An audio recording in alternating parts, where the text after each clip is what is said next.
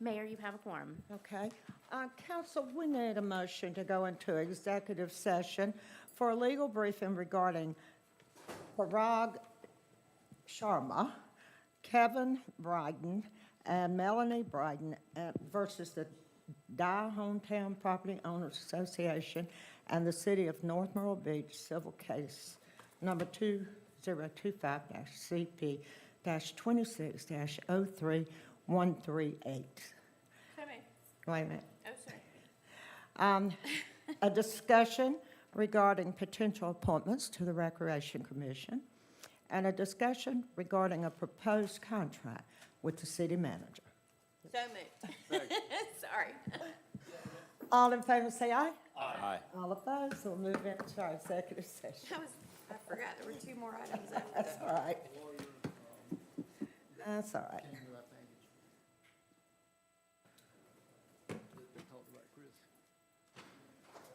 I don't have it. It wasn't in this. The letter about Chris from, what's his name? It was in the last. Lovelace, Richard Lovelace. Mayor had a copy of it, probably. I thought it was a good letter. Nice That was about a Chris. great letter. Oh, yeah, it's a great letter. But he didn't like Phil or Charlie or the other person. I know it. And I thought they were all good buddies. Yeah, yeah. We called them troublemakers.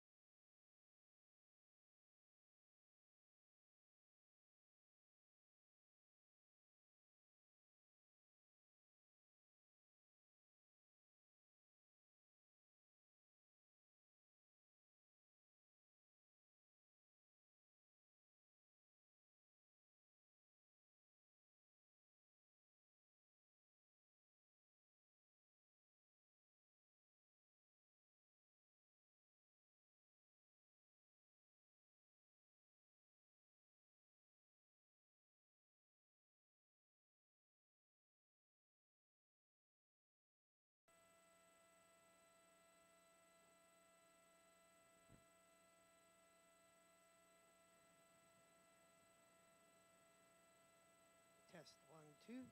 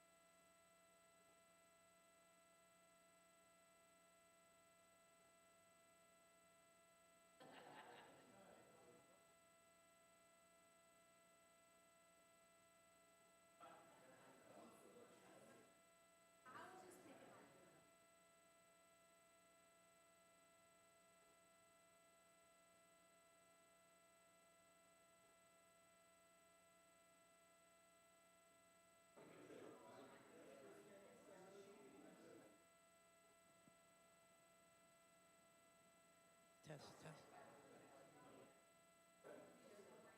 I didn't check on somebody for my longevity award.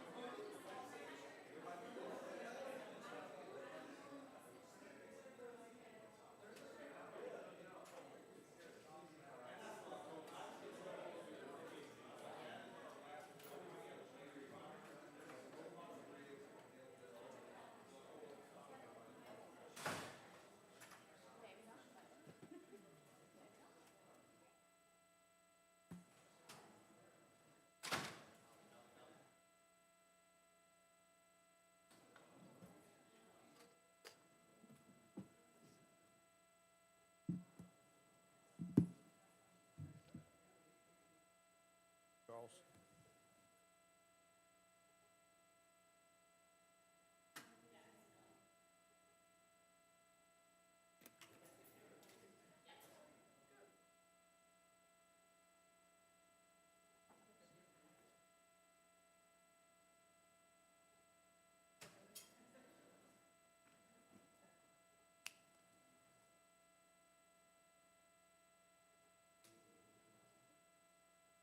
Here comes Dana.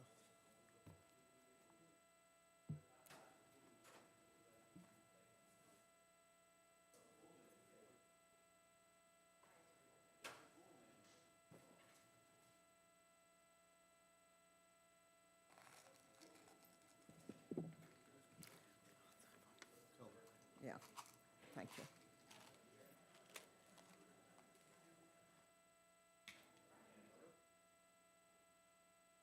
Thank you.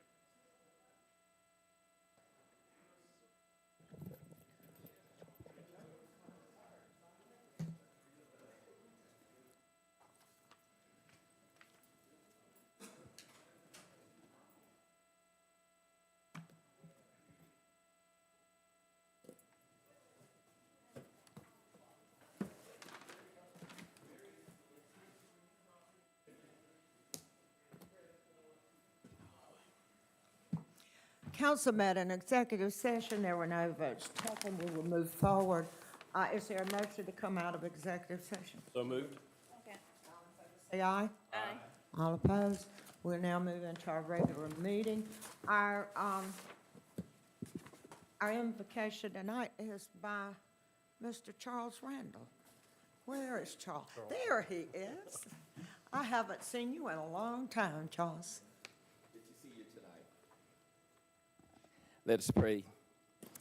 Our God, our Father, we come at this appointed time, O God, to lift up our leaders tonight as they are seated under a sign that says, "In God we trust." God, you told us in your word to pray for those in positions of authority in our leaders. And we so pray tonight, O God, as they convene this meeting tonight, O God, that you would give them wisdom, knowledge, and understanding.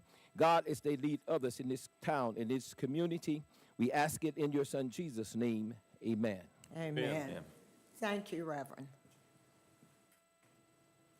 Would you please stand for the Pledge of Allegiance?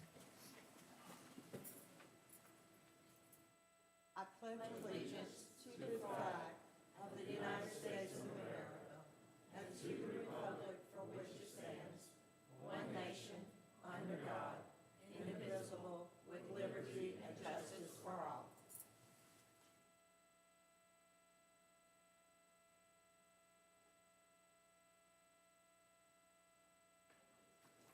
Council, in our packet, we have the minutes of the City Council meeting on May 19th, 2025, a special called City Council executive session on Wednesday, May 21st, 2025, a special called City Council executive session Friday, May 30th, 2025, and a special called City Council meeting Thursday and Friday, June 5th and 6th, 2025.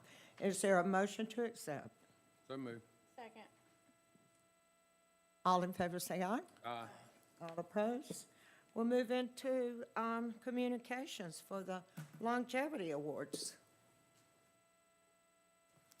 Thank you, Mayor. Thank you, Council. All right, longevity awards. These, again, are probably my favorite thing to do because it gets to shine the light on our employees and the good work they're doing here and for their commitment and service to the city. So 5 years. Emerson Gross, who's a police officer. Emerson Gross began his service with the city on June 8th, 2020. He and his wife, Ashley, welcomed a beautiful daughter in February. One of his favorite things about working for the city is helping the community and engaging with the local citizens. He graduated from St. Andrews University, where he also played baseball. Ah. Appreciate it. Congratulations. Gotta stay up here.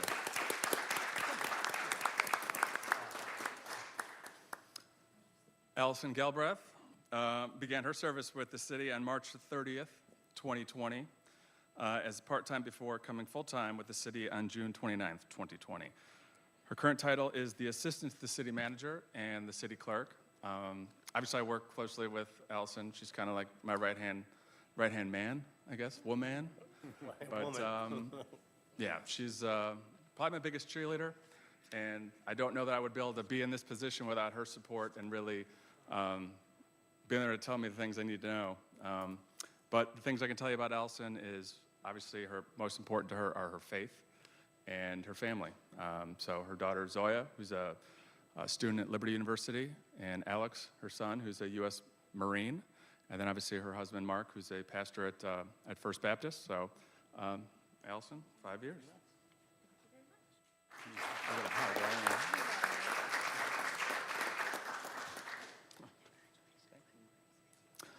Ryan Stanley began his service with the part-time in Parks and Rec Department before becoming full-time with the city on June 14th, 2015.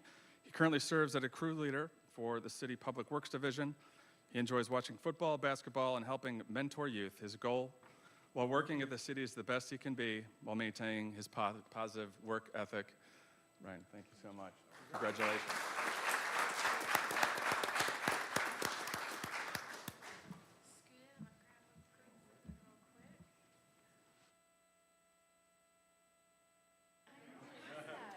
If anyone wants to take a picture, you can come up. Come up and take one that's a little bit closer.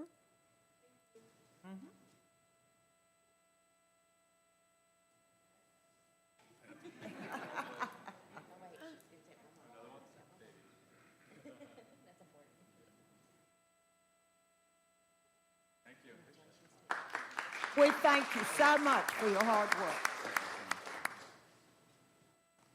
The department monthly reports were in our packet. Does anyone have any questions of any of the department heads? Everybody's getting ready for a busy summer. We're getting new equipment in every time you turn around. New fire trucks, new recruits. We're getting even more prepared. Announcements by mayor and city council. Does anyone have any announcements? Why don't we make sure we announce when the cantata, this all-city choir cantata, it's the 29th, 28th, 29th? Yeah, It's that Saturday and Sunday at 3:30. 3:30. And tickets are available at the front in City Hall, as well as J. Bryan Floyd Community Center. Okay, thank you. Yep. And I just wanted to thank the chief about, we had that wonderful push-in with the new rescue vehicle, and we met your 14 recruits, and they were all excited about, I think they started Sunday night, right?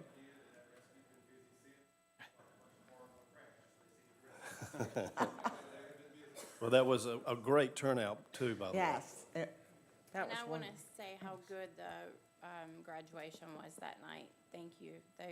That was, whoever made the video was amazing, and the 14 graduating was really nice. Very good. Any other comments from any of the council members?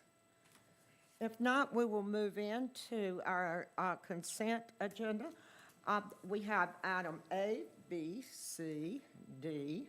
Let me see here. And that's it.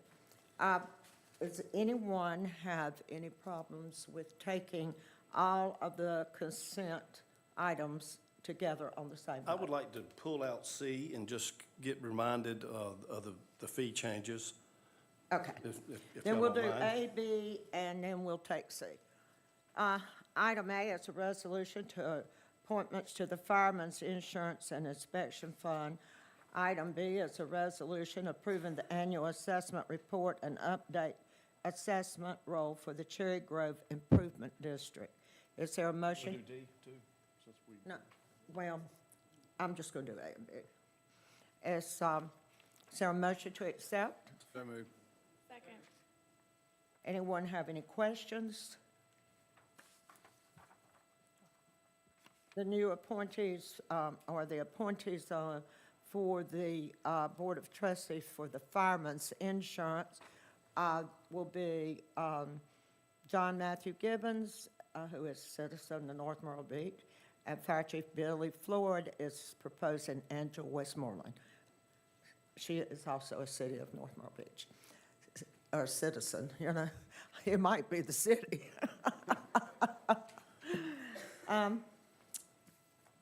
If there's no comments, is there any comments from the public? If not, then we will close the public comment and take our vote. All in favor say aye. Aye. All opposed. Item C is a resolution to update the schedule of application fees for planning and zoning actions. Is there a motion to accept? So moved. Second. Okay, you open up for discussion? Yeah, I just wanted publicly to make what the reasons for the changes, and some of them are minor and some of them are well overdue. If I look at where it says minor and sketch plans and major preliminary, it stayed at $250, but it's $10 a lot, unlimited, not limited to the 59 lots as before or the 18 lots as before. Exactly. So if it's 200 lots, we get $10 per 200 lots. Right. Okay. And then the BZA variance and exceptions, you haven't had a change in that in? 40 years? Right. And you're going from 50 to 250. And I think that's about the norm for all cities. Yes, yeah, that's what he was saying. And then what's the simple, complex, and address verification letters? We are having more and more requests from lenders or insurance companies or real estate companies for verification of zoning district or verification of uses allowed. They're taking up much more staff time. as well as the address verification letters. Just verifying that, or sending out a letter with all the required information, just, it takes up more and more of our time as staff. So, and those numbers are very much in line with Myrtle Beach, and as we discussed at budget retreat as well. All right, thank you. Any other questions? Are there any comments from the public? We will close our public comment and take our votes. All in favor say aye. Aye. All opposed? Thank you. It was unanimous. We will move into unfinished business. Mayor, I don't think we've done D. Oh, that's right. We didn't do we? All right, a motion to appoint one reappointment to the Board of Zoning Appeals. And Mr. Mendel, his term had expired, and he is interested in serving a second four-year term on the board. Is there a motion to accept? So moved. Second. Any comments? I spoke with him today, and he's enjoying being on the BZA and does a good job. I think Chris has mentioned that as well, so. Okay. Any other comments? Are there any comments from the public? We will close public comment and take our vote. All in favor say aye. Aye. All opposed? Now we'll go to unfinished business.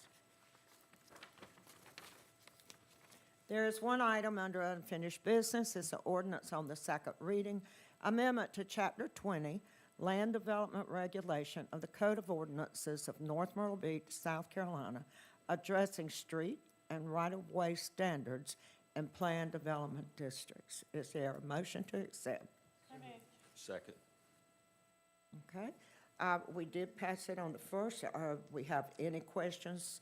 This is really about addressing the issues that we have had with the last development that was requesting a change. And it came to where the driveways were so short. And we had a problem with that, with the street parking and so forth. So that's what really brought this ordinance to revise it. Is there any other comments? Is there any comments from the public? We'll close public comment and take our vote. All in favor say aye. Aye. All opposed? Thank you. Under new business, public hearing on the proposed 2026 budget, and I will turn that over to our city manager, Ron Fabry. Thank you, Mayor. Members of City Council, staff, and more importantly, the residents of the city of North Myrtle Beach. Thanks for being here. So we are gathered for this public hearing as a critical part of our civic process. South Carolina's law requires that each unit of local government approve a budget for the fiscal year, detailing the community's operational and financial goals for the year. This hearing ensures transparency and provides an opportunity for you, the public, to hear and comment on our proposed financial plan. This budget is more of just a collection of numbers that reflects our community's priorities. It is the strategic plan designed to maintain and enhance the high quality of life we all cherish here in North Myrtle Beach, while ensuring the long-term fiscal health of our city. So I am pleased to present the proposed budget for fiscal year 2025/2026. The total proposed budget, which encompasses all city funds, including our enterprise operations, like water and sewer, as well as our capital projects, is $211,872,744. This represents a very modest and responsible increase of just 1.9% from the current fiscal year's budget. A key component of this overall budget is the general fund, which pays for the core activities, services like police, fire, parks and rec, public works.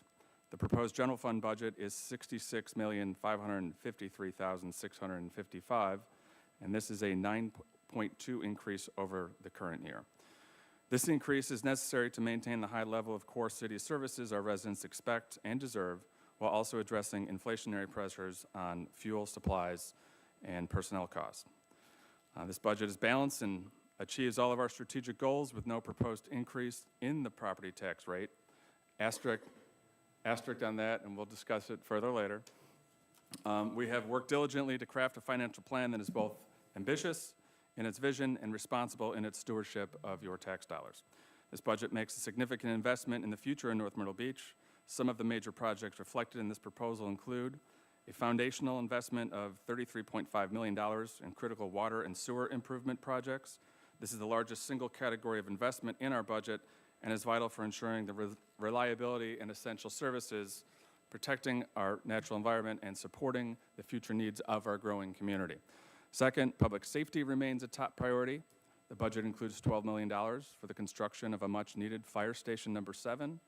This new station will improve response times and enhance emergency service coverage for our residents and visitors. Third, we are continuing to invest in our community's incredible quality of life. This budget allocates $6.5 million to complete the expansion of our widely used sports park, provided more fields and better facilities for our families and athletic programs. And finally, in direct response to overwhelming public interest and to promote active lifestyles for all ages, this budget includes $6.4 million for development of a new pickleball complex and other various improvements for Central Park.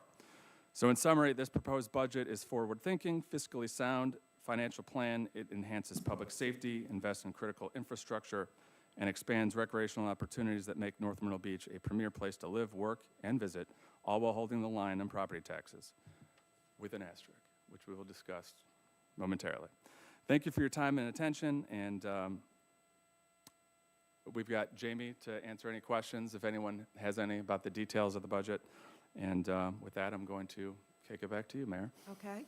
I personally don't. We had a long discussion at Budget Retreat concerning all these items, and you covered the major items that we have.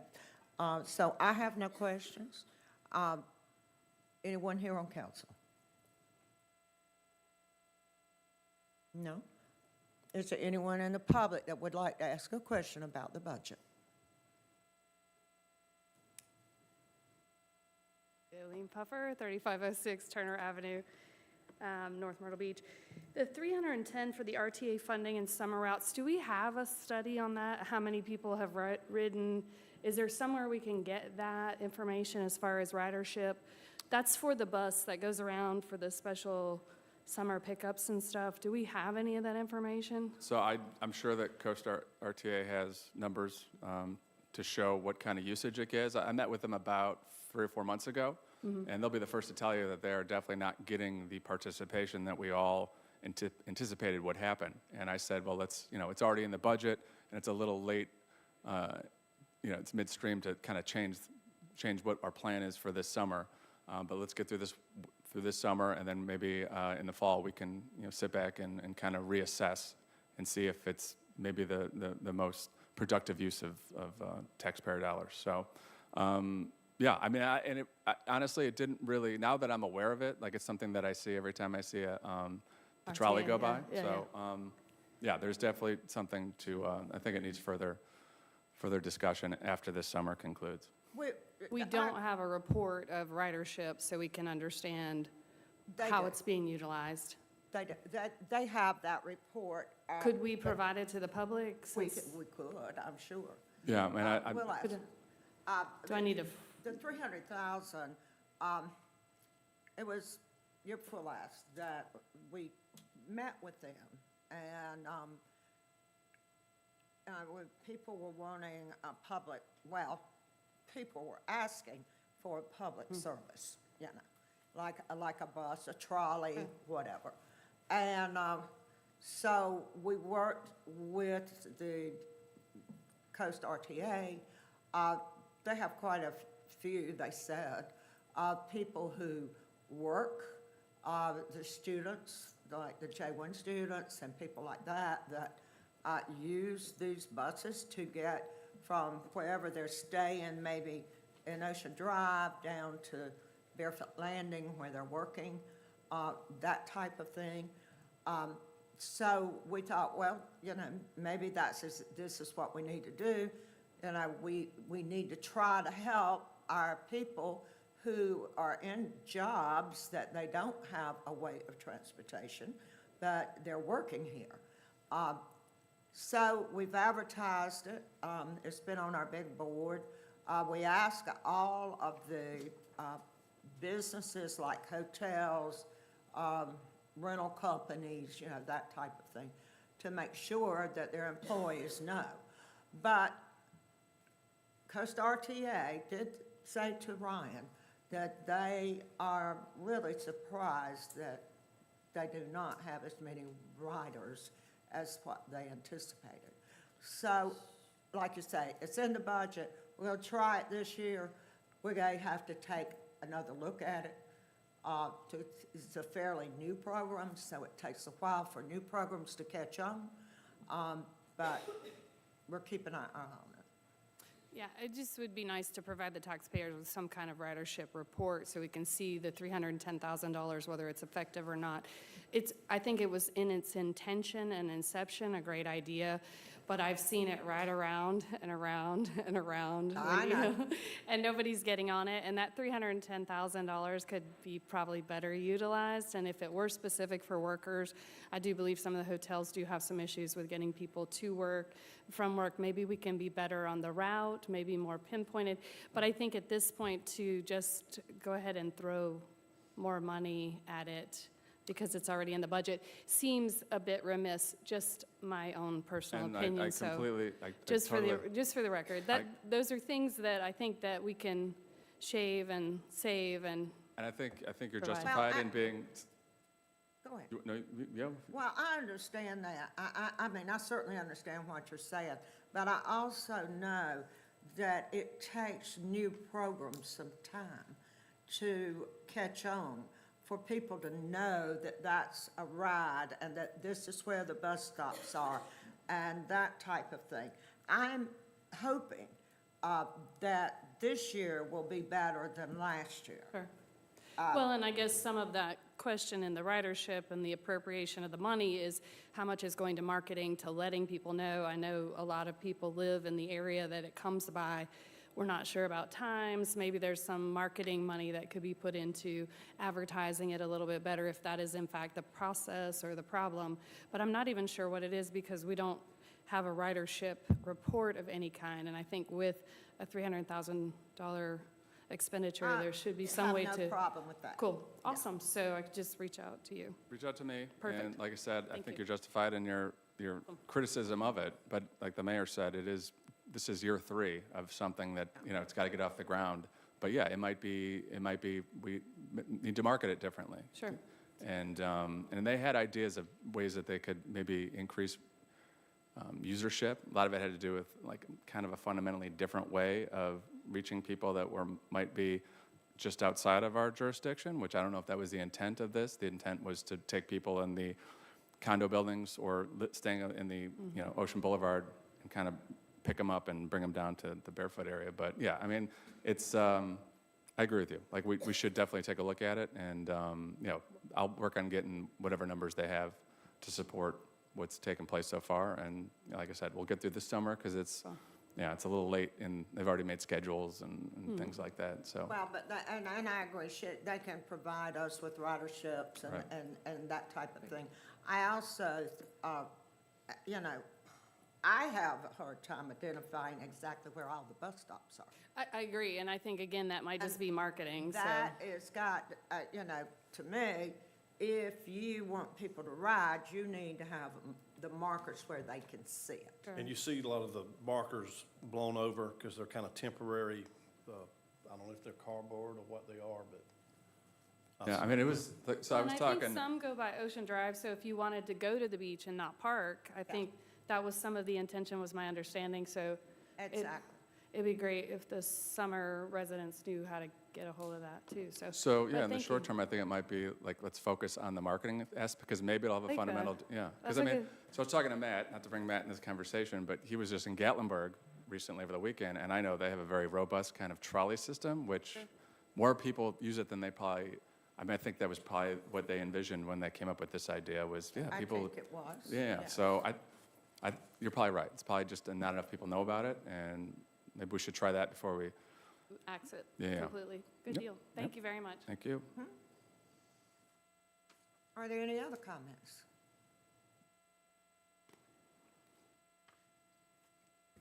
Hi, I'm Dana Brown, AKA the lady from Longs. I live at 2314 Vera Way. On the budget, I just wanted to say the overview, the summary, the executive summary was really very visually pleasing. Whoever did that, kudos to them. I like the colors, I like the blocks, the pies, parts. That was really good.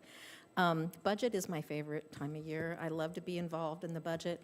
Was really disappointed this year in the offsite, and I'm hoping maybe next year you guys will move it a little closer to home. I understand that you want to get away from town and work together, but it was in such a place that it made it hard for me to go. The nearest hotel, real hotel, was like 16 miles away. So it was going to be a tough trip. So I would really, really love to be involved more and hear more about it and know more about it. So if you could maybe move it a little bit closer or to a place where there's more accommodations for people in the public to go. But thank you. Are there any other comments? Okay, we'll close public comment. And so this was a public hearing, and we will move to item B on the first reading. Item B is ordinance setting the tax levy for fiscal year 2026. So I think we have all seen, let's see if we have a motion. Is there a motion to accept? So moved. Okay, we have it on the table. So is there any comments? Well, I mean, we've talked about this at budget retreat and publicly that we weren't gonna raise taxes, and I know we're not. However, this shows 45.1 meals instead of 45 meals, and I get that there was a technicality here, but I think it's important that we remain clear and stand by what we said. I agree 100%. That's my stance on it as well.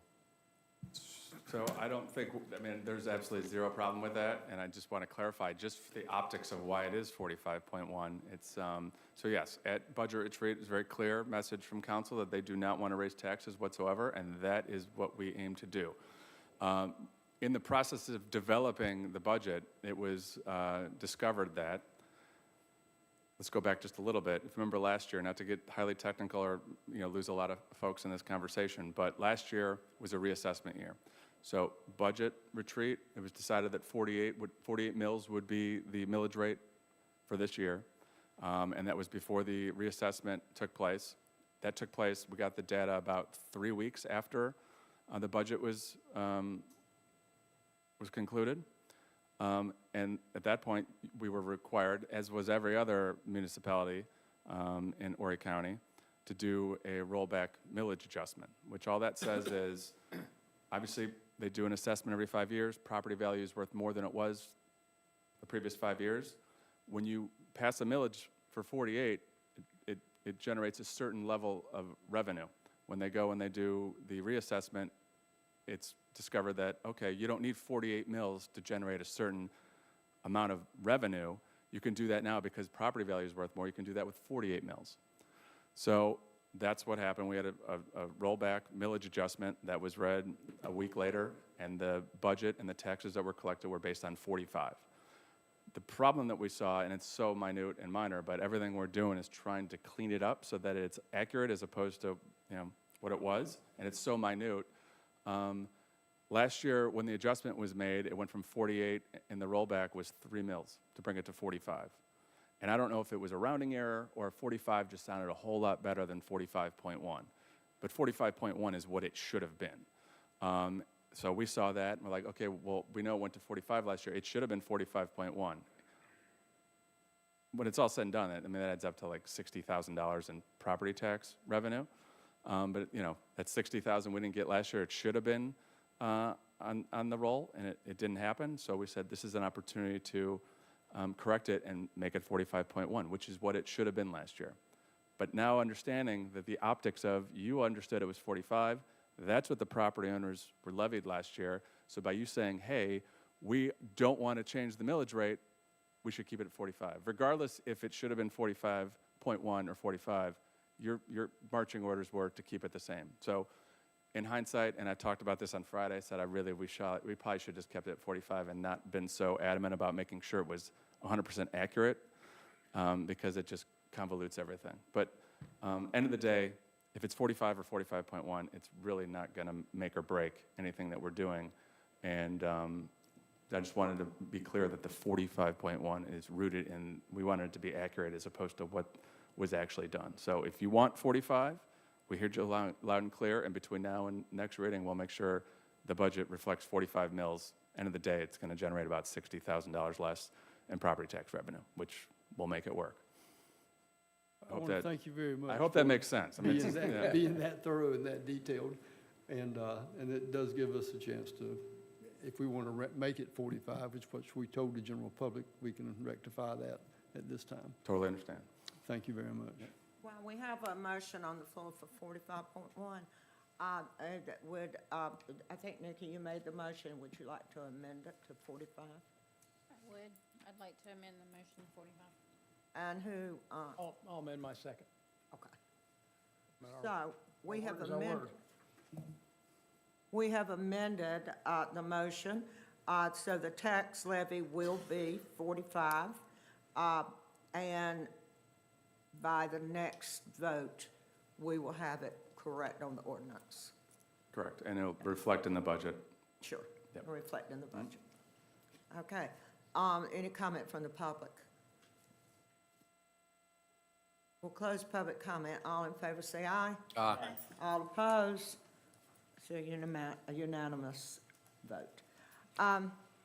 Item C is the ordinance on the first reading. It's the ordinance to provide for the adoption of the budget for fiscal year 2026. Is there a motion to accept? Second. Well, we've just had our discussion about it. Anybody else want to add anything to it?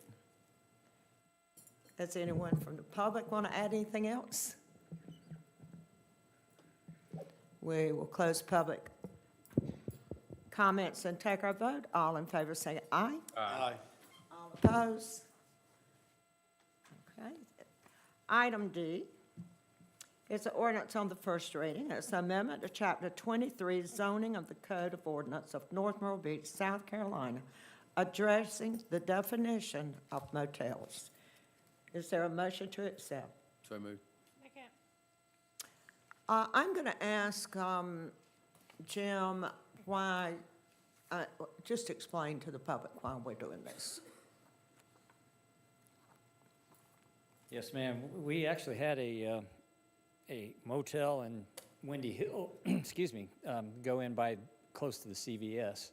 And our old definition of motel was that traditional where you walk in and there's somebody behind a counter and the reservations are made and the money's exchanged. And that particular business model for that, they actually have a check-in kiosk that's done electronically without an actual staffed position. So this simply updates the definition of a motel to include those types of units as well, where they may not have a physical employee that affects the transaction. Is that the only one in town? Have so far that I know of. There may be more because it just seems to be the direction the industry is moving. Okay, thank you. Any other questions? Any comments from the public? We'll close public comment and take our vote. All in favor say aye. Aye. All opposed? Item E is the ordinance on the first reading. It's an amendment to Chapter 21, Traffic of the Code of Ordinance of North Myrtle Beach, South Carolina, addressing annual parking fee exemptions. Is there a motion to accept? So moved. Second. Is there any discussion? Well, we just probably want to publicly say, we're just allowing city employees who live outside the city limits, excuse me, to have at least one parking as a benefit for working for the city. Are there any other comments? Any comments from the public? We'll close public comment, take our vote. All in favor say aye. Aye. All opposed? Item C is the ordinance on the, F, is the ordinance on the first reading. It's amendment to Chapter 21, Traffic of the Code of Ordinance of North Myrtle Beach, South Carolina, regulating the use of golf carts. Is there a motion to accept? So moved. Second. Okay, well, the South Carolina General Assembly just changed the golf cart laws for the state of South Carolina and has allowed the municipalities in South Carolina to set our own hours for the golf cart operation. So that is why we have brought this back to our council tonight. Also, we will make changes and follow the codes that the South Carolina General Assembly set in this new ordinance or law, which will be regulating seat belts, that type of thing, and the golf carts. So do we have a motion? Yes. Yeah, I thought so. Does anybody else have any comment? I'd like to comment that I think this is a common sense law, and going sunrise to sunset makes it easy for the residents, the visitors, and our officers to go on their phone, and they can get sunrise, sunset down to the minute every day. And the seatbelts are for 12 years and under. Yeah, 12, because it was 6 o'clock in the winter and 8 o'clock in the summer. So Right, I think this is the way we used to do it before the state stepped in. that's right. Okay, is there any other comments? Is there any comments from the public? If not, we will close the public comment. All in favor say aye. Aye. All opposed? Item G is an ordinance on the first reading. It's a petition for annexation and zoning designation for 2 acres on Water Tower Road. Is there a motion to accept? So moved. Second. Okay, we'll open it up for discussion. Is this property next to city property? And to me, I can't figure that out. I see the red lines, but It's It's directly across Water Tower Road from that city development called Forestwood that is under construction right now. okay, and then the annexation, but now he's also asking for a zoning change.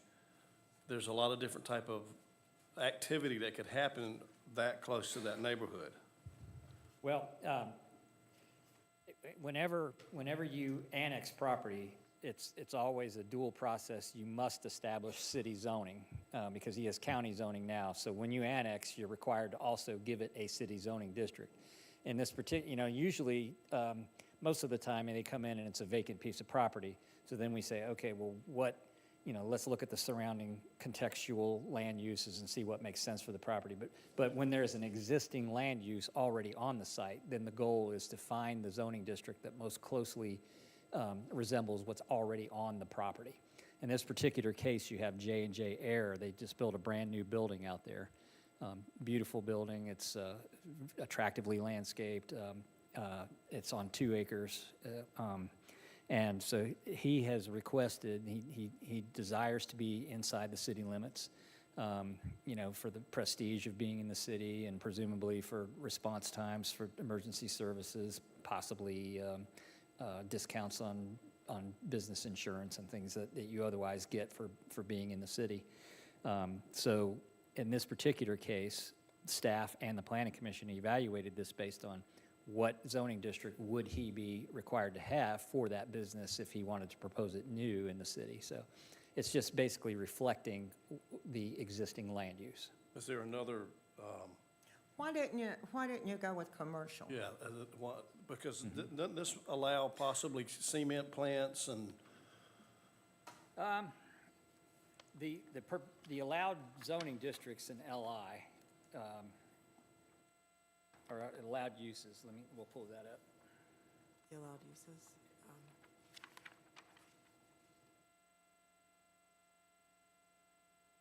Yeah, the LI district uses include light manufacturing, institutional, processing and assembly, warehousing, wholesale, office buildings and institutional uses, and boat yards, retail sales if they comprise less than 50% of the total business operation.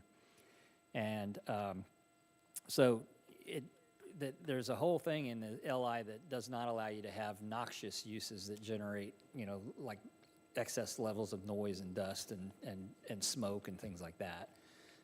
So that's also regulated in the LI district. But you see, Suzanne has put this map up here, what kind of uses that you have out there already. And you see in the outline of the light blue, it says that's the site that they're requesting annexation. And to the immediate right of that, going towards Highway 90, you've got a farm shed and a mobile home. You've got the Kind Keepers to the left and a custom home builder as well. And then you see Forestwood in the orange across the street. And so, it was, I think they had CFA zoning under the county, and which is a very broad district that allows a lot of uses. So, yeah, I mean, whenever we have an existing use that wants to annex into the city, the operating principle should be that you find the zoning district that most closely aligns with that use. And it's a 2-acre site, very small. However, Jim, most of the property, other than the city's property over there, is all in the county and zone CFA, right? Yes. So comparison-wise, I still don't understand why it can't be commercial. It's on a highway. Commercial would actually probably be a more intense use in this situation than what is allowed in CFA. I mean, mining is allowed in CFA, farms of all types, that kind of thing. Oh, yeah, I understand CFA, but. Yeah, but like having a shopping center, or all the allowed uses in highway commercial is probably opening it up for more in terms of the allowed uses.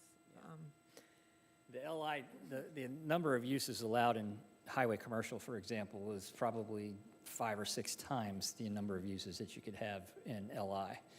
I get it, but the yeah. one thing, and Councilman Collins brought it up too, which it didn't specifically say that, but I'm pretty sure that concrete plants and asphalt plants are allowed in LI.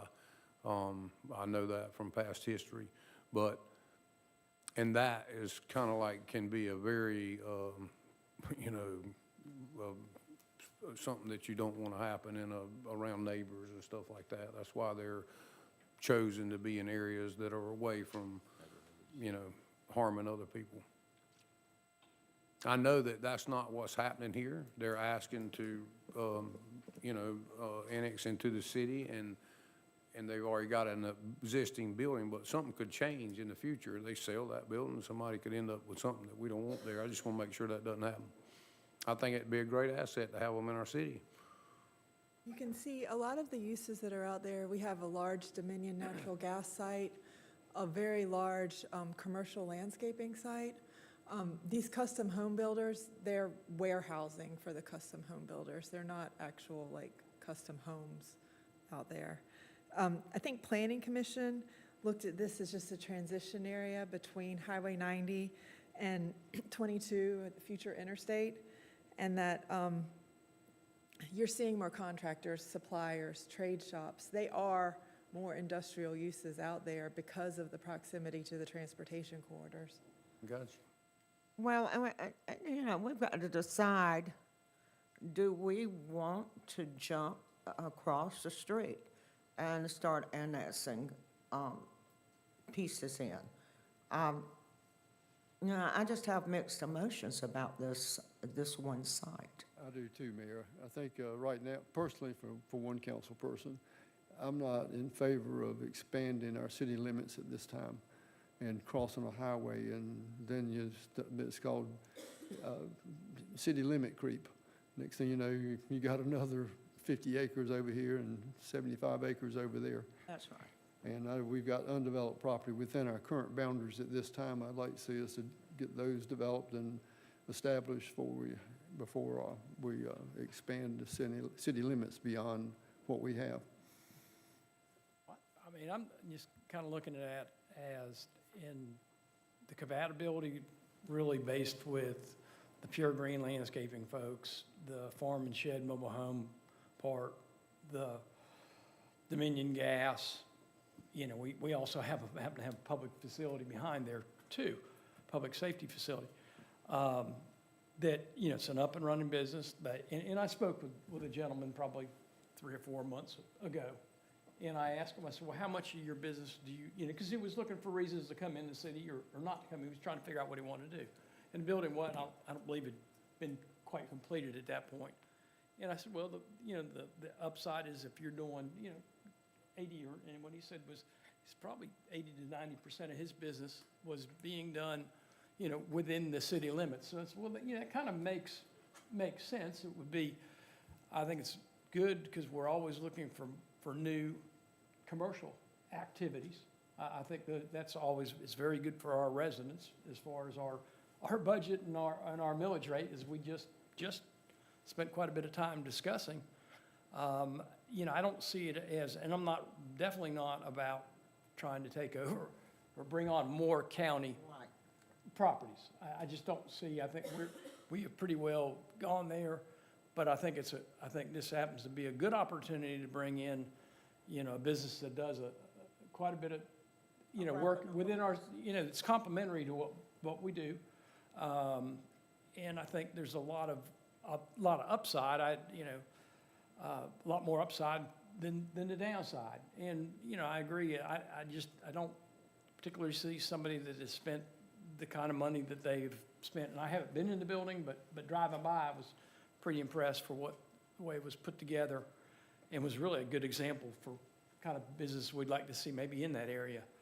That, we would see them taking that facility down to go in to do something else. I think there's plenty of available land around that would be a lot more conducive and probably would make a lot more sense to be in CFA within the county, where they would have a lot more latitude to do a lot of things, certainly without us standing over them. So just my thoughts. And I know we've had the discussion in the past about the desirability of extending further out towards 90 and, whether that's a good thing or not, just growth for the sake of growth. And I completely agree. And that would apply if we were talking about a large open field site where somebody was proposing a couple of hundred homes. That would be a completely different story than a small 2-acre site on an existing business that just wants to come into the city. As far as cost of services versus revenues generated, retail is always more of a winning option for us, or in a commercial is always more of a winning option for us in terms of cost of providing services than residential. So, Yeah, I think Another challenge that we have in our city, it's like J&J Air, their original business was in the city of North Myrtle Beach, and they were renting. And for most of newer companies and older companies that don't own the building and they want to buy their own property, build their own building, and stop renting, there's just not a lot of option out there in the city of North Myrtle Beach. I like this because it's commercial real estate, but I too am uneasy on the L1. That's my only kickback to this.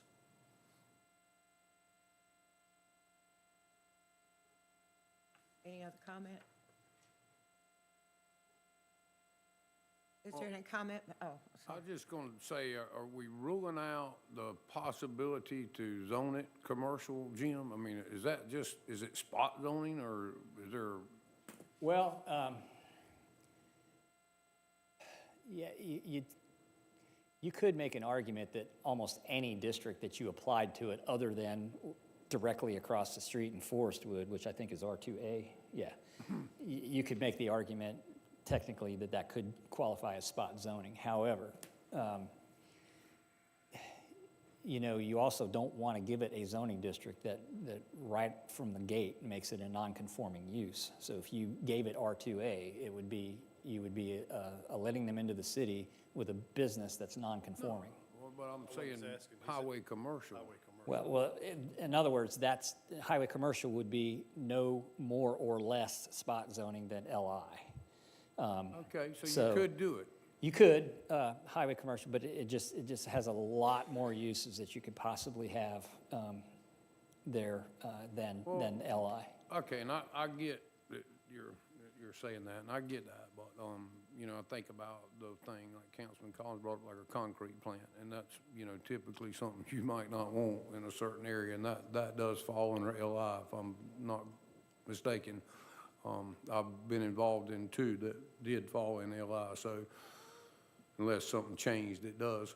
But anyway, I think it might would pass, and if it was commercial, from what I'm hearing, I'm not sure of that, but, maybe if it would, then maybe ask the applicant if he'd consider that. We could table it, or we could pass it on first reading, see what happens by the time of next reading. Maybe you can give us a list of the reasons you feel like or commercial could be worse of an impact than light industrial, and we could look at it that way.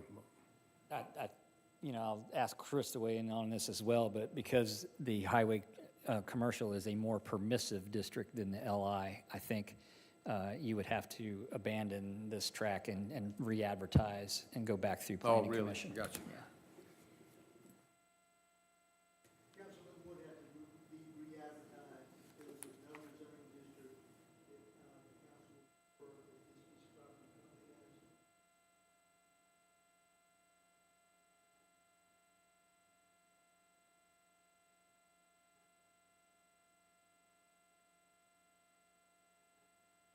Is there anyone here from that property, that owns that property, that wants to speak about it?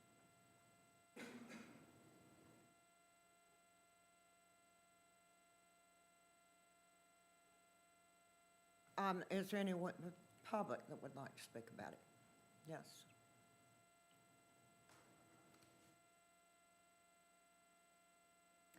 Dana Brown, 2314 Vera Way. I'm really surprised that the applicant did not come tonight, that's interested in doing this. But I would caution, because what I heard at the beginning of the presentation was that they wanted to do this possibly for the prestige of living in North Myrtle Beach, and I get that. But when you annex something, like when you annexed me, I did not get the prestige of living in North Myrtle Beach. And from that map, that looks like he's going to be in the long zip code as well. So even if you did this, he would not have the North Myrtle Beach prestige. So just pointing that out. Thank you. And they may be watching on the web, too. I'm sorry? He may be, they could possibly also be watching on the web. Okay. Well, just, again, I don't I think that's going to understand achieve the goal, is I- getting I annexed in. understand. Chris, I'm not saying it will, but if it fails, could they reapply with a different? They could reapply. So it wouldn't kill it completely? Could not come back for LI within a year, but they could come back with a different district immediately. Thank you. Any other comments from the public before we take our vote? I will close our public comment. All in favor say aye. Aye. All opposed? Nay. Aye. Okay. Item H is the ordinance on the first reading. It's adoption of revision for the City of North Myrtle Beach Employee Personnel Manual. Is there a motion to accept? So moved. Second. We'll open it up for comments. It just adds an additional holiday, and it allows more flexibility in the use of your holiday bank time. And then those who are working on a holiday can get another holiday day. This Right. is- Yeah. Any comments from the public? We'll close public comment. Take our vote. All in favor, say aye. Aye. All opposed? Item I is ordinance on the first reading. It's an amendment to Chapter 6, Buildings, Constructions, Related Activities of the Code of Ordinance of North Myrtle Beach, South Carolina, addressing permit fees. Is there a motion to accept? So moved. Second. Okay, we'll open it up for discussion.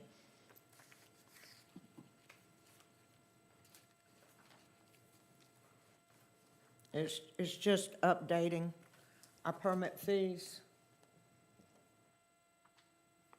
Our permit fees have, for the most part, been unchanged for decades. And we're just trying to clean up and catch up. Any other comments?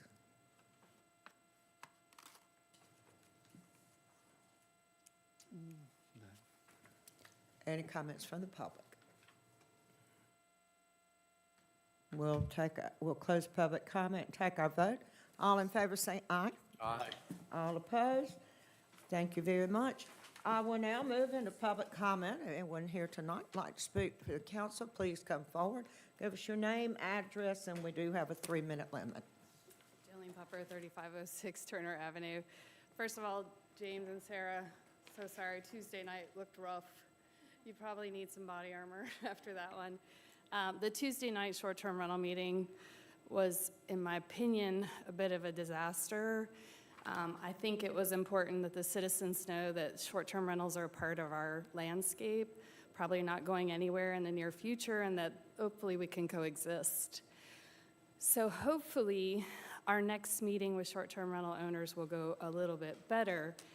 I respectfully request that the city's council consider making that next meeting September, simply because several out-of-town short-term rental owners are renting their units and typically will stay in them, and August is a very popular weekend, as well as the 1st of September.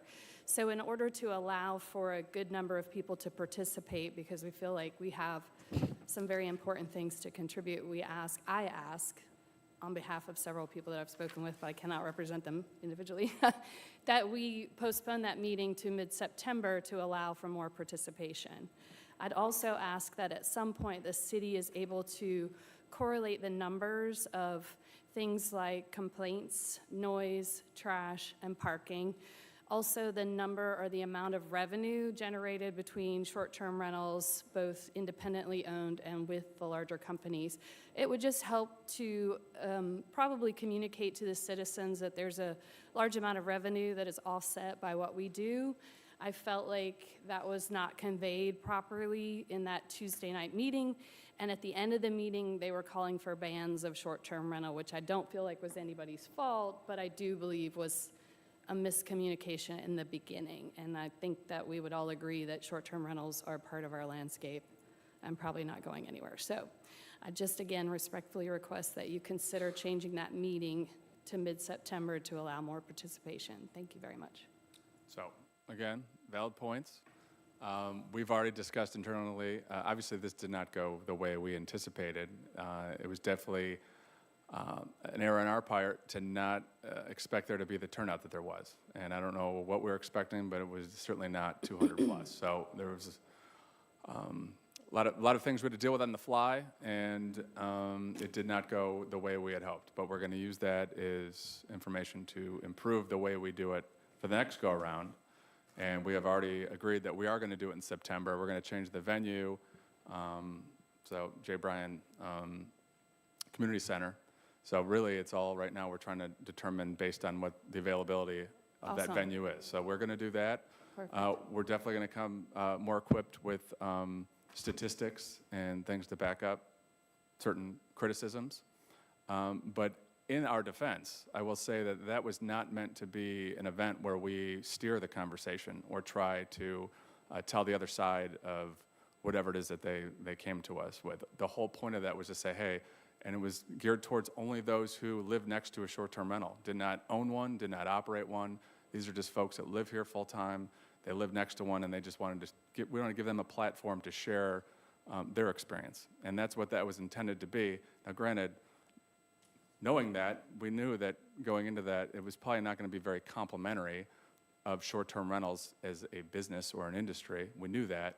We didn't expect it to be as charged an environment, and we did not expect that many folks. So the format in which what we had set up, in hindsight, was not the best way to handle it, but that was based on what we thought was going to be a smaller group. So all your criticisms, valid. And we're going to do better the next go-around, but it is, I just want to point out that that event was not meant to steer the conversation. It was us to ask a question, get an answer. It's their feelings. It's how they feel about it. It's not for us to say it, validate it or invalidate it, or try and push the conversation or narrative in a different direction. So, Well, once you had to move it in here, the whole atmosphere of the meeting changed. For somebody going up and having one-on-one conversations and letting you know what their thoughts are. Right. So once it moved in here, it became more of a lecture situation where instead of me talking to you one-on-one, you were talking to the group, and you know how groups are. They go with whatever someone says. So the intent of the city was to gather information. And I will tell you this, I've had one negative email, and I probably have had 10 emails thanking me or thanking the city for giving them a chance to speak. And that's the whole intent of the meeting. Well, and I think there's a misunderstanding when it comes to meetings like this. These meetings are not for city council. These meetings are for our department. It's like a sheriff. And they are here to hear your complaints. If they put things on the board, to write it down, see how many agree, how many don't. They accumulate that information, and we've had many of these over the years, many. City council did not attend, because when you have city council attending, then the focus becomes on the city council. Everyone in this room would eventually have turned to the city council and started talking to us and letting us know how disappointed they are and how upset they are and that type of thing. We didn't want that. We wanted their opinions. We did not want their emotions. And with city council, so many times, it becomes emotional. So our staff set this up. It was their idea. They wanted to handle it through this type of meeting. And that's the way the next one will be handled also. And being 2 weeks removed from Bike Week didn't help either. Yeah, and I want to be Yeah. clear, I wasn't criticizing format, structure. I would have preferred that there be a setup letting citizens know that we do have to coexist. It felt as though there was a missing piece, and that was probably the biggest glaring issue for me personally, because people wanted to ban. It became a little bit of a mob-type behavior where it was get rid of something, where I feel like that wasn't conveyed originally. And that's my only criticism. All the other stuff I didn't. Well, as you well know, that is our industry. Tourism's our industry. All of these Oh, places. I know that, but I think there are a lot of citizens that didn't feel that way. Ocean Boulevard, all the way to, So to Yeah, defend, no, I mean, the intent of that was, and a lot of council wanted to go to that meeting, because they were like, oh, we should be there. And we were very intentional about, listen, that's not the point of this. The point of this is to just get information so that we can bring it back to you, Right. so you can make educated decisions about how it affects certain portions of our population. So, yeah, of course, we knew walking in there that it was going to be all one-sided. So, yeah, we don't like short-term rentals. We don't like what it brings. We don't like the ancillary negative activity that comes along with it. And we knew that was going to be the case. And it became a shouting match of people Right. wanting to Right. just unload. But again, it's not for us to say or tell them, hey, listen, how you feel about this, that's not valid. But You the have to consider- feedback may have been altered had they known that this was not a get rid of short-term There was- rental. That's my only But there point. was nothing about it that was publicized as it's like we had an angle coming in. It was just to get the information, and it did not help. And you have to acknowledge, because you were there, there were certain actors that came in who knew they should not be there because they did not fit the description of the audience that we were asking to come show or share their information. And they got in here, and they intentionally got up to rouse up the crowd, right? So that doesn't help. It's counterproductive, and Just to be fair, Yeah. if I'm a citizen, I pay taxes, and I live next to an Airbnb, I qualify. Whether I own one or not should not exempt me. So I want to say that several of us were citizens who do own Airbnbs, but also live near them, and I was just here to listen. and so- I'm not pointing Yeah, out, yeah, I'm not no. saying using you as an example. I'm just Right, saying. I know, you're right, Yeah. there were. And we knew that we couldn't control that, right? So we knew people were going to show up, they have interest in it, and they're going to show up. But for the most part, there were a few that did show up, but they were very well behaved and did not contribute to the well, chaos. and you know, we could talk about this all So, night. so, yeah, just quick. You know, but as you well know, people have a tendency to be negative. Yeah. They're against everything. Yep, I got it. And when you're a negative person, you have a tendency, when you're in a crowd of Right. negative people, Right. to shout out, join in, and then it becomes a disaster. A muster, yeah. So it's. So just to these clarify- days, that's the way it is. If you don't Yeah, believe it, look sure. on You look- TV. Sure. And I think by moving it to Brian Floyd Yeah, would so have that I guess- atmosphere, yeah. not this. Yeah, yeah, yeah. So to clarify, it will be moved, and there is a possibility it Right. will be at a different date, or did I It's misunderstand? definitely gonna be in September. Want to make sure we get past the Perfect. summer. And one last, and in terms of who can show up, like, we can't, like, it's still a public forum. Like, No, anyone can show up to that. right. We're not in a position where we can say, oh, well, we know you don't live next to us, or you are. No, we Right. can't filter it out that way. I Right. could have been here. Well, I've got they were short-term saying rental all that, around me. they were saying, there was one particular person was like, if you are an owner, you should not be here. And I was like, I'm not here to talk, because this is not the forum, but I am a citizen. I do live next door to an Airbnb, and I do want to hear what the complaints are, because as an owner, I want to be a better owner, Okay. and I want to hear what the citizens have Our to say. time's So, up. yep, Yeah. thank you. Thank you. Any other comments? Mayor, I got one comment. That is, I'm going to ask our city manager, we don't need to apologize for that meeting. You scheduled a meeting, it was an open forum, and it didn't go quite, it was an open forum, and you did what you were supposed to do. And you rescheduled it, so I don't think we need to apologize I for agree. anything. And I appreciate the kind words. And my apology is not about holding the event. It was, my apology did not, we created an event that, we probably could have done things differently. In hindsight, it's 2020, and we're going to do better for the next one. That's what I'm apologizing. We could have, Well, I don't know how you could have done anything different. You had no idea you Yeah. would hear Yeah. the crowd you. That's just, Plus the microphones getting wet, all that kind, it was like yeah, a there's more perfect to it that people storm. never even, Yeah, like a so. perfect Right. storm. Cheryl. okay. Good evening, Cheryl Kilday, Destination North Myrtle Beach. I just wanted to say, today is June 16th, and it's the last day until 11:59 PM tonight to weigh in and oppose, or favor, but we hope people oppose, the offshore drilling. And I know you all passed a resolution a number of years ago, but it would be great just to have it on record for all the people who are watching, that you guys still oppose it. And, And also, did we send that resolution to Bowen? So the only thing we were asked to do was the chamber, Myrtle Beach Chamber, is going to write a letter. Yes. And they wanted to know if we would. Sign it. Sign it, and we agreed to that because nothing about council's position has changed. Like Cheryl said, you did pass a resolution. I know you've taken appropriate action. I just want to make sure the Yeah. public knew, because, we put you in our letter that we sent to Bowen. And I know that the Myrtle Beach Area Chamber, we encourage people to sign on to that as well, instead of having several letters to sign on to. But I just wanted to make sure not to miss a city council meeting with an opportunity to let your residents know that you've Absolutely. taken these actions and how Go important on and the vital it Bowen is website. to our life here. Tell them you do not want offshore drilling in your community. No, we don't even want the exploration. So, it's a really important issue, and thank you. It is. I just Thank you. wanted to also thank you. Thank you so much, Thanks, Cheryl. Cheryl. Neil? Good evening, Neil Whitkin, 3019 Winding River Drive. I have a safety concern. We're building a new firehouse on Water Tower Road. Am I required to yield the right-of-way to a fire truck if it gets behind me, or a rescue vehicle? Is that a law? I have to pull over? Well, my point is this, and my concern is this. With the firehouse being built on Water Tower Road, if it gets behind me and I'm on Water Tower Road and I'm headed toward 31, toward the Pepsi plant, and that truck comes up behind me, there's nowhere for me to yield the right-of-way. There's a guardrail on the right, and until you get to the extra pull-out lanes for the semi-trucks at the Pepsi plant, there is no way.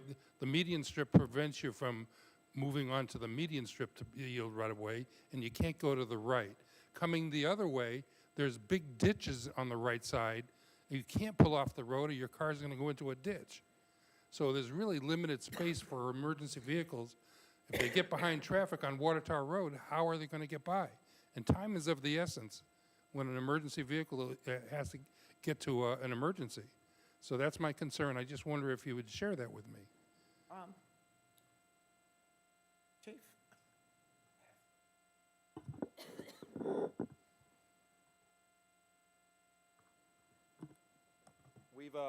we've addressed this with email. I'm sending some more information to Neil as well with it. The way the current setup is on Water Tower Road with those medians in the middle is actually safer for the traffic going both ways than having it open right now. When the fire station gets put in place out there, you know, hopefully January 27, whenever that timeline goes into, we are designing our trucks. We have some things that are going into place for this year that'll be going into effect with those rigs because of how these cars are built now. A lot of them are built soundproof. Sirens coming in, they don't get caught with that. That will alert the screens in the cars for that coming into. Leaving that fire station, going to the right to get to Highway 31. We train our drivers. We're not going to be tailgating or running somebody over to get them off the road in those areas to go into. That'll be something that we monitor. There's things that we know, and Kevin responded to Neil a few weeks ago with this as well. We know that in some of the longer range plans, there are some studies and things to expand Water Tower Road when we get to that point. That's just not something that's going to happen overnight with that we're going to be able to do with that. So we're working to make sure that we do the things from our end with our personnel once that station does go into service to cover those areas that go from where those islands are with that. But we're going to make sure again that you're not getting tailgated or forced off of those roads to the right of way or anywhere else. Tailgating's not the issue for me. It's for you to get to the emergency.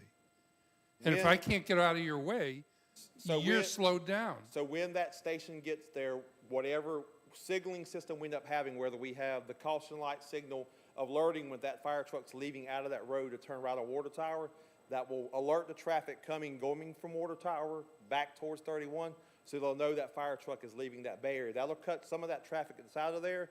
The traffic that's already past that point will be able to move. If they're moving at that speed, if they're moving at the speed limit, it's not going to be anything that delays us in the response there. And the being there is going to be quicker than coming from this side. So we're going to build it, and it's going to make the response quicker. And Neil's got a valid concern in where those islands are at with that, how it sits now with that we do want to make sure that we don't catch somebody off guard or startle with that and make that. So he has a valid concern with that. We're just limited in what we can be able to do with that now. So we're taking the preventative measures that we can until we get to a point that we are able to expand that road. Okay, I hope you have it under control. I just think you're going to revisit it. Well, we may have to. My solution is you remove the median, and you'll have 2 lanes on both sides, and problem solved. We've addressed this in Little River Neck Road, the same type of situation we deal with there where we're working and going with that. We've been driving on 2-lane roads for a long time, so it's not a new issue. But it's not wide enough for a truck to get by, for a fire truck to get by a vehicle Well, on Water Tower. actually, that is not our road. Water Tower Road is not our road. The county road. The county road? It's like one half of it. Yes, I think it's going to be That portion. Pardon? Portion. All right, that portion, but is he talking about just that portion, or is he talking about coming down the whole road? The portion that we have where those islands are in between, when Yeah, I you come know, across but- the overpass of 22, going back towards 30. I'm referring to any portion of the road where a vehicle can't yield the That's right what of I way thought. because it's dangerous to do so. That's what I'm referring to. And if you take a ride down Water Tower Road, you'll see that there's a ditch on one side, and if a fire truck gets behind you, you can't yield. You just have to keep going at 40 miles an hour. And that fire truck's going to have to go 40 miles an hour right behind you. Right. Well, we'll revisit, I'm sure. Yeah, I'm sure. And this is going to be our last comment. Dana Brown, 2314 Vera Way, Longs. I have 2 things, general things of a totally different nature tonight. First one is, in my quest to help you with any appeal on the zip code issue, some new things came to light. WMBF had sent out things to their subscribers about signing up for Code Red for hurricane season. So doing my due diligence, I did. And they want your address, I'm assuming, to come knock on your door in an evacuation, I'm not sure. But the pin was dropping my house not where it was supposed to be. I tried to move the pin 5 times to the correct location. I finally got it, but when I went back on there again, it reverted to the other one. So my code red does not have my right address. In that same website. WMBF won't be knocking on your door. No, I know, but it was for emergency personnel, but they were suggesting that it was in an article. Yeah. You don't? Okay. Well, then the next thing on the Code Red site was check your FEMA flood zone. So I did that, and unfortunately, it has put me in the wrong FEMA quadrant, which is probably why my FEMA policy has me in a different location. It put me in quadrant 4501C0420K, and I really should be in 45051C0591K, so it's several quadrants away. So in the event, unfortunately, if we have a hurricane, I hope the liability is going to be covered on this because I did buy the flood policy and I cannot get it to change to my correct location. So maybe that could be part of the appeal. And then totally separate from that, veteran cemeteries. Just as somebody who's just moved here and I've married to a veteran, I noticed that we have 3 federal veteran cemeteries in South Carolina and 1 state. And 3 of the federal ones, 2 of them are going to be closing. They're going to be full in 2 years is what they're predicting, which leaves us down to 1. And I think there's 28,000 or so vets in the North Myrtle Beach, Conway area, 350 in the state. I just wondered if North Myrtle Beach, because it would be a great site to have a veteran cemetery, we could fill in some of the slack and apply to do that for our city. So that'd be a great legacy for us. And thank you. That was it. Thank you. Well, there's no more public comments. Thank you all for being here tonight. And is there a motion to adjourn? So moved. Second. All in favor, say aye. Aye.